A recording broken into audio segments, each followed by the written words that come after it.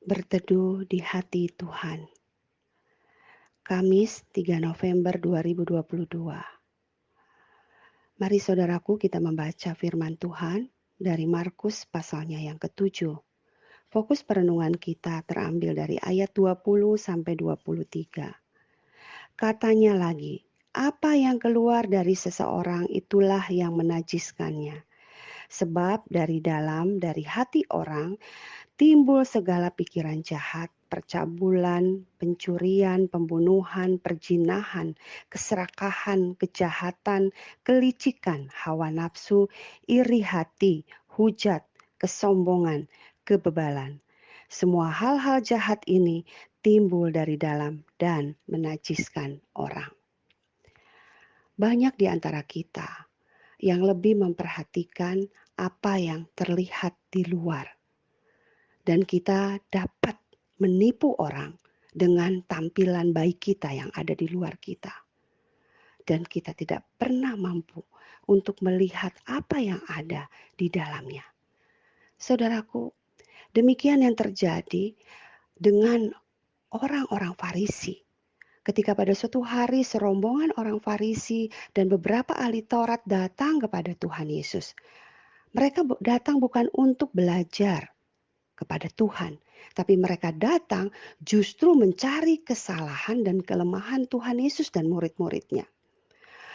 Mereka melihat bagaimana cara hidup murid-murid. Mereka melihat murid-murid makan tanpa membasuh tangan. Dan bagi orang Yahudi itu adalah hal yang najis, yang menajiskan. Saudaraku, mereka orang-orang Farisi ini, ahli Taurat, mereka memegang adat istiadat nenek moyang mereka. Dengan melihat kekudusan dirinya bergantung dari bagaimana cara mereka membasuh tangan sebelum makan, membasuh tubuhnya sebelum masuk ke rumah dari luar, dan juga membasuh perkakas-perkakas yang dipakai untuk makan. Saudaraku, ketika mereka mulai mengkritik murid-murid Tuhan, Tuhan Yesus justru balik memberikan ajaran yang sebenarnya sangat masuk ke dalam hati mereka. Bahwa yang benar adalah bukan apa yang dari luar yang menajiskan kita. Tetapi justru apa yang ada di dalam diri kita, hal-hal jahat, hal-hal najis, itulah yang akan menajiskan orang lain.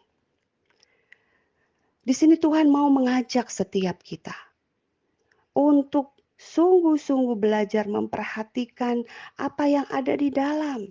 Bukan hanya tampilan di luar yang kita bungkus dengan kebaikan-kebaikan, sementara yang di dalam begitu jahat. Dan kita dapat menipu orang dengan tampilan luar kita yang baik. Tetapi di mata Tuhan, Tuhan tidak melihat tampilan di luar kita. Tetapi Tuhan melihat apa yang ada di dalam diri kita. Kejahatan-kejahatan yang disebutkan oleh Tuhan di dalam ayatnya yang ke-21 sampai 22. Saudara, kita menemukan ada banyak kejahatan di sana. Pikiran yang jahat, percabulan, pencurian, kesombongan, perzinahan. Saudaraku, semua ada di sana. Betapa banyak kejahatan yang bisa muncul di dalam hati kita dan kita tidak menyadarinya.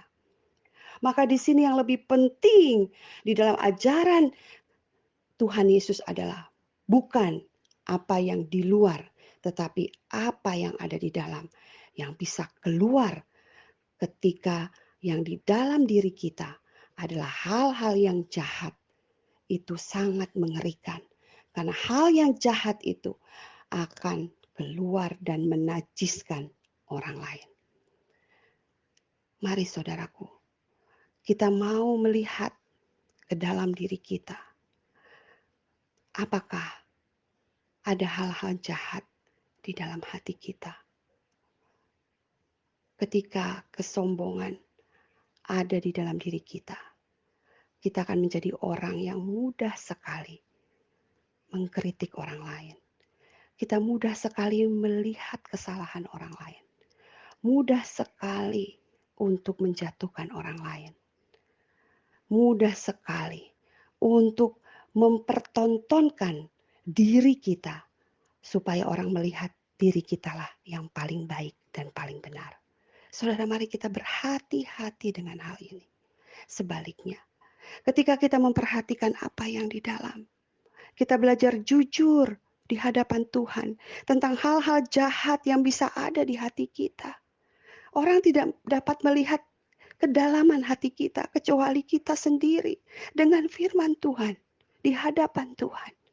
Maka dengan itu kita belajar untuk membuang hal-hal jahat yang ada di hati kita. Supaya kejahatan ini tidak mencemarkan diri kita. Tidak menajiskan orang-orang yang ada di sekitar kita. Saudaraku, mari kita jalani hari ini dengan terus mengoreksi, memperhatikan, membersihkan apa yang ada di dalam diri kita. Bukan sibuk membersihkan orang lain, sibuk memperhatikan dan senang ketika melihat kesalahan orang lain. Dan senang ketika kita merasa diri kita adalah orang yang paling baik dari siapapun.